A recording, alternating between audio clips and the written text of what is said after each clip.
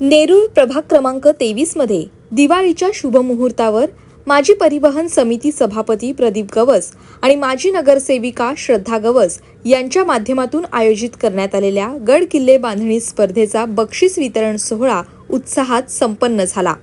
या स्पर्धेत परिसरातील मुलांनी मोठ्या संख्येने सक्रिय सहभाग घेऊन छत्रपती शिवाजी महाराज यांच्या शौर्याची आठवण करून देणारे ऐतिहासिक किल्ले साकारले होते। या कार्यक्रमादरम्यान गवस लोकप्रतिनिधींच्या हस्ते विजेत्या मुलांचा शैक्षणिक साहित्य आणि स्मृतिचिन्ह देऊन सन्मान करण्यात आला, ज्यामुळे त्यांच्या सर्जनशीलतेला प्रोत्साहन मिळाले।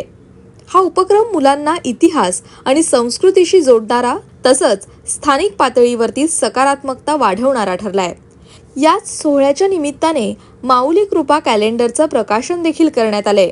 हे कॅलेंडर प्रभाग क्रमांक 23 मधील नागरिकांच्या घरोघरी पोहोचणार आहे। या माध्यमातून नागरिकांना त्यांच्या नगरसेवक पदाच्या कार्यकाळात केलेली विकास कामे, विशेषतः कोरोना महामारीच्या काळात गरजूंपर्यंत पोहोचवलेला मदतीचा हात, तसंच विविध सांस्कृतिक आणि सामाजिक उपक्रमांचं स्मरण ठेवण्यास मदत होईल।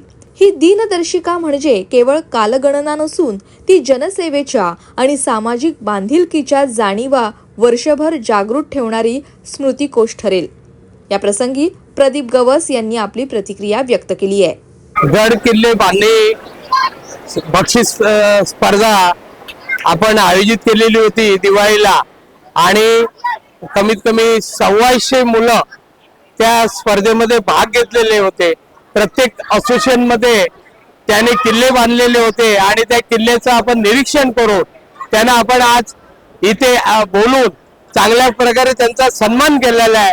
कारण छत्रपती शिवाजी महाराजांच्या या राज्यात आपण चांगलं काहीतरी काम करावं आणि विद्यार्थ्यांची प्रगती व्हावी, त्या कलेतून त्यांनी महाराजांचं जे जे अनुकरण आहे हे लहान विद्यार्थ्यांनी करावं हा आमचा उद्देश होता आणि त्या उद्देशाने आम्ही बक्षीस समारंभ आज आयोजित केलेला होता।